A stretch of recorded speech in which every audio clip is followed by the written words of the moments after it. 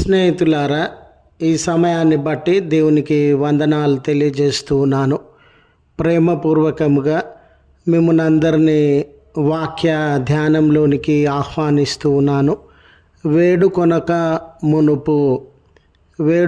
మునుపే అనే ఆలోచనను మీతో కూడా పంచుకోవడానికి ఇష్టపడుతూ ఉన్నాను కనుక దేవుని యొక్క వాక్యమును మీరు ముగింపు వరకు ఆలకించాలని, మీ కుటుంబ సభ్యులతోనూ తోటి విశ్వాసులతోనూ ఈ వీడియో షేర్ చేసుకోవాలని, మీ ప్రార్థన మనవులు ఎట్టివైనను కామెంట్స్ రూపంలో కానీ ఫోన్ కాల్ ద్వారా కానీ తెలియజేయండి. నమ్మకంగా మీ కొరకు ప్రార్థిస్తాము. ఈ వీడియో మీ ఆధ్యాత్మిక జీవితంలో ఉపయోగకరంగా ఉంది అని మీకు అనిపిస్తే దయచేసి ఈ ఛానల్ను సబ్స్క్రైబ్ చేసుకునవలసినదిగా మనవి చేస్తూ ఉన్నాను. లేఖనము యెషయా గ్రంథము 65వ అధ్యాయము 24వ వచనము. వేడుకొనక మునుపు నేను ఉత్తరం ఇచ్చేదను.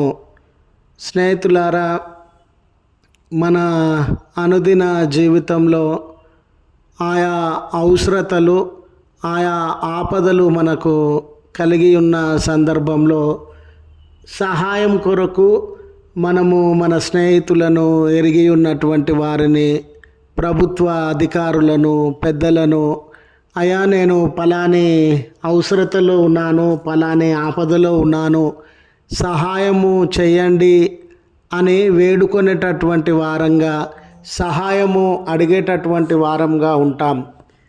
చాలా పర్యాయాలు మనం ఎంతగా బ్రతిమాలినా, ఎంతగా వారిని సహాయం అడిగినా కొన్ని పర్యాయాలు వారి నుండి జవాబు రాకపోవచ్చు, సహాయము రాకపోవచ్చు.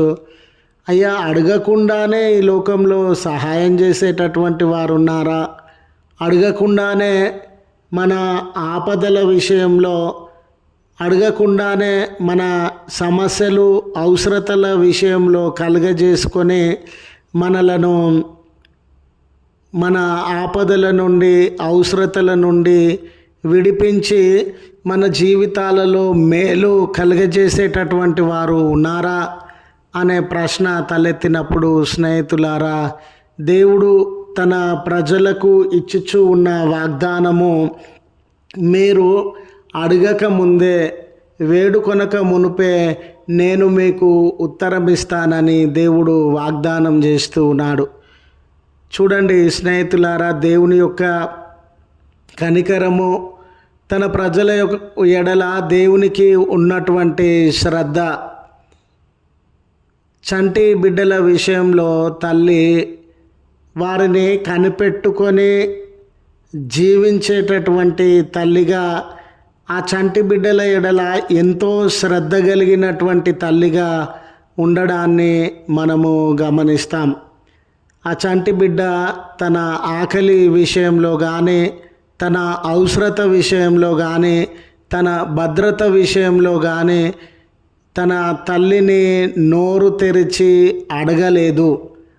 చంటి బిడ్డకి మాటలు రావు గనుక, నాకు ఈ అవసరత ఉందని కానీ, నాకు ఈ బలహీనత ఉందని కానీ, నేను భయంలో ఉన్నానని కానీ, నేను ఒంటరితనంలో ఉన్నానని కానీ ఆ చంటి బిడ్డ నోరు తెరిచి తన తల్లిని అడగలేదు. అయినప్పటికీ 24 గంటలు ఆ తల్లి ఆ చంటి బిడ్డకి అందుబాటులో ఉండి, ఆ చంటి బిడ్డ యొక్క ఆకలి విషయంలో, ఆ చంటి బిడ్డ యొక్క భద్రత విషయంలో, ఆ చంటి బిడ్డ యొక్క ఒంటరితనము, భయం విషయంలో శ్రద్ధ కలిగినటువంటి తల్లిగా ఉండి, ఆ చిన్న బిడ్డ అడగకపోయినా కూడా అన్నీ సమకూర్చేటటువంటి తల్లిగా, అన్నీ అందించి ఆ బిడ్డకు క్షేమాన్ని, ఆ బిడ్డకు సమయానికి పాలను అందజేసేటటువంటి తల్లిగా ఉంటుంది. మన జీవితాలలో కూడా స్నేహితులారా, దేవుడు తల్లి కంటే శ్రద్ధ కలిగినటువంటి వాడు, తండ్రి కంటే శ్రద్ధ కలిగినటువంటి వాడు. ఆయన మన అనుదిన జీవితంలో తనకు తానే కలుగజేసుకొనగలిగినటువంటి దేవుడు.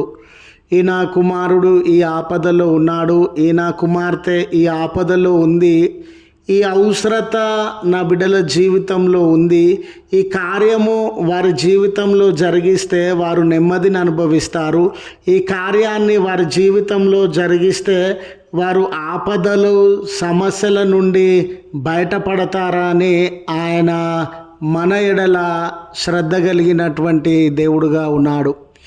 ఈరోజు నా కష్టాన్ని గురించి ఎవరికీ తెలియదు, నా బాధను గురించి ఎవరికీ తెలియదు, అసలు నన్ను పట్టించుకునేటటువంటి వారే లేరు అనే నిరాశ నిస్పృహల మధ్య నీవు నలిగిపోతూ ఉన్న సందర్భము ఉండవచ్చు. కానీ దేవుడు సకలము ఎరిగినటువంటి వాడు. ఆయనకు మరుగైనది ఈ లోకంలో ఏదీ లేదు. ఆయన సర్వాంతర్యామి, ఆయన సర్వ జ్ఞానము కలిగినటువంటి వాడు.